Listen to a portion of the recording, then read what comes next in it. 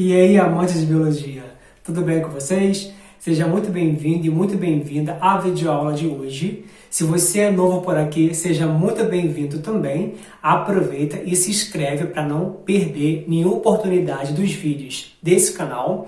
E hoje nós vamos dar continuidade à membrana plasmática. Vamos falar do primeiro tipo de transporte, que é o transporte passivo, que é um transporte preguiçoso, feito pela membrana.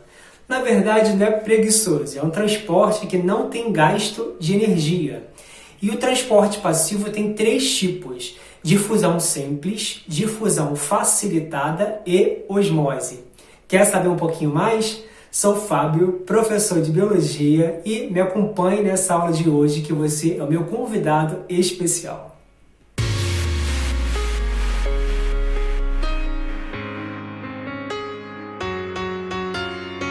E aí, minha gente, vamos lá? Antes de começar essa aula de hoje, esse mapa mental vai estar disponível no meu Instagram. Vou deixar o link na descrição. Depois você acesse, me segue na página e salve esse mapa mental e agregue aos seus materiais de estudos. Hoje vamos dar início ao primeiro transporte da membrana plasmática, que é o transporte passivo. E tem duas características desse transporte. Primeira característica é a favor do gradiente de concentração, ou seja, a favor do equilíbrio. A membrana plasmática, ela vai ajudar a célula a manter o equilíbrio de substâncias. Então, ela vai permitir a passagem dessas substâncias a partir dos transportes que ela executa. E o transporte passivo também, ele é caracterizado por não ter gasto de energia, ocorre naturalmente. Por que não tem o gasto de energia? Porque justamente é a favor do gradiente de concentração, do equilíbrio, tá? E nós temos no transporte passivo dois tipos: difusão e osmose. A difusão, ela é caracterizada pelo transporte dissoluto, ou seja, de substância que se dissolve em solvente, que é a água. Um exemplo de soluto que a gente pode citar aqui é o sal de cozinha. O sal de cozinha é uma substância que se dissolve em água, então ele pode ser chamado de soluto. E o solvente, falamos em solvente em transporte passivo, lembra na sua cabeça, molécula de água, porque é o solvente universal. Aqui no canal a gente tem um mapa mental, né, uma aula sobre água. Se você ainda não assistiu, é o primeiro mapa mental do canal. Você acessa depois para poder entender um pouquinho sobre essa molécula. Então, falou de solvente universal, falamos de água, tá? Então, a difusão é transporte de soluto. A osmose é transporte de solvente, ou seja, de líquido. Temos dois tipos de difusão.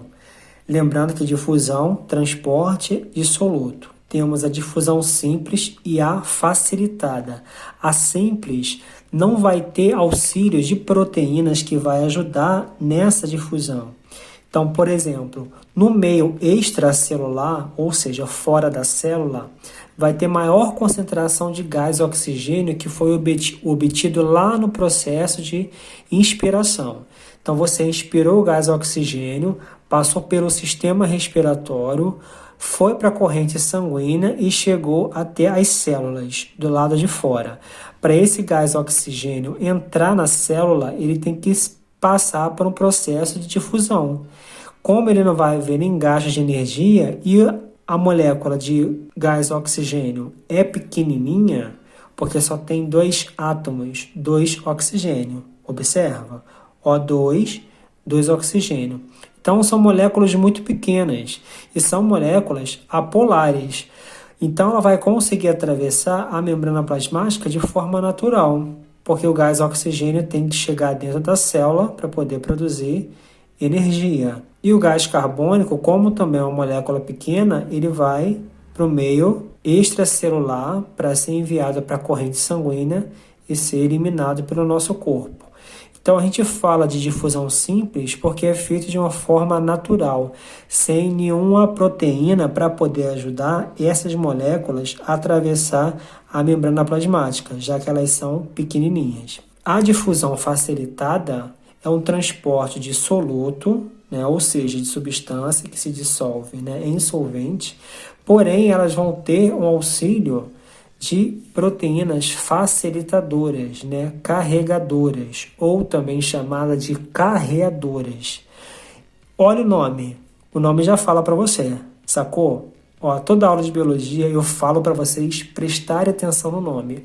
Difusão facilitada. Alguém vai ajudar nesse transporte. Concorda? Quem vai ajudar? Ó, proteína.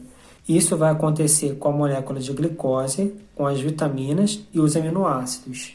Como elas são moléculas muito grandes, elas não conseguem passar de forma natural, como acontece com gás oxigênio e gás carbônico.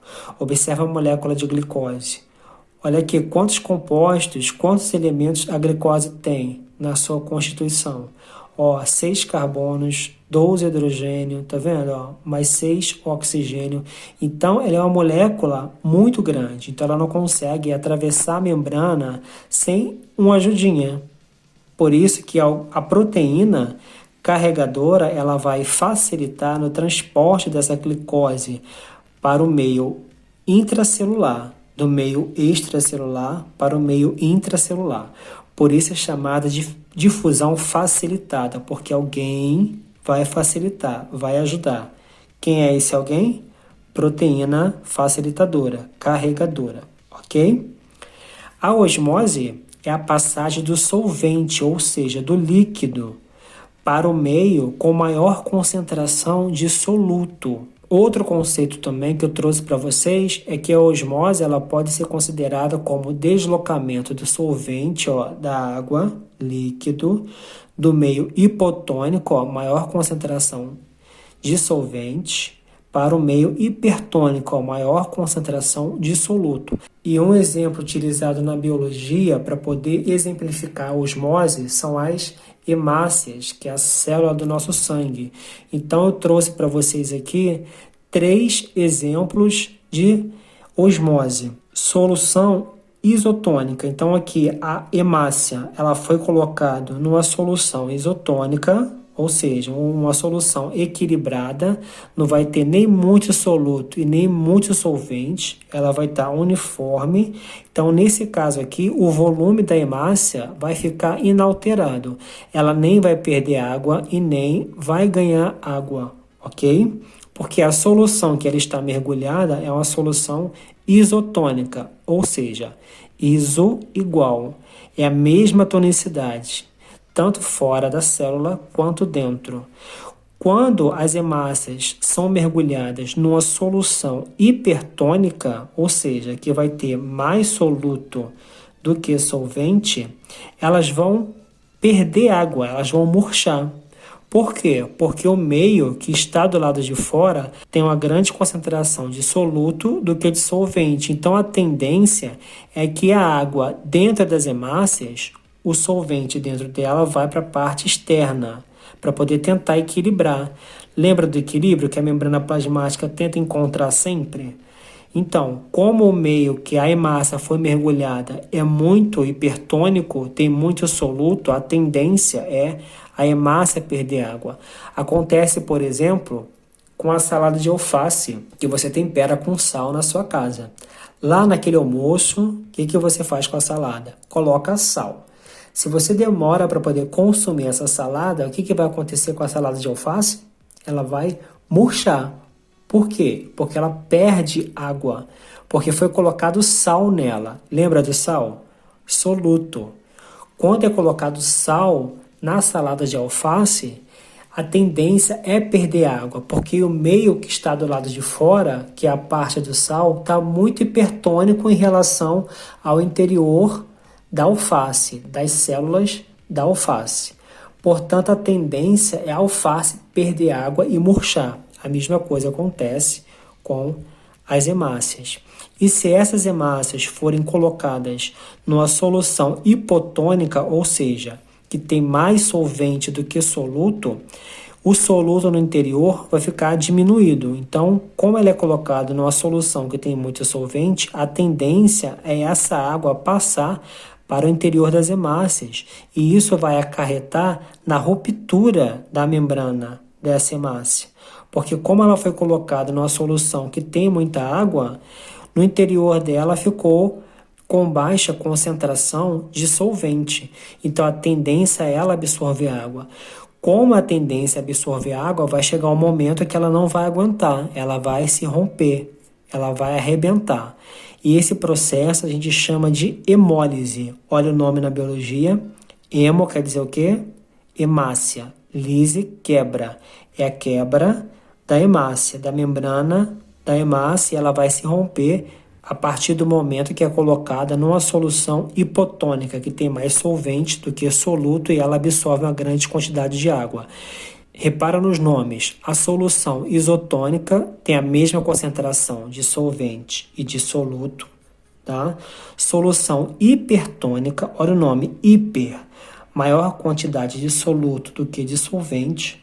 Solução hipotônica, maior quantidade de solvente do que de soluto. Ok? Deu para entender? Muito obrigado pela sua participação, por ter chegado até aqui. Qualquer dúvida, deixe nos comentários. Um grande abraço e até o próximo Mapa Mental.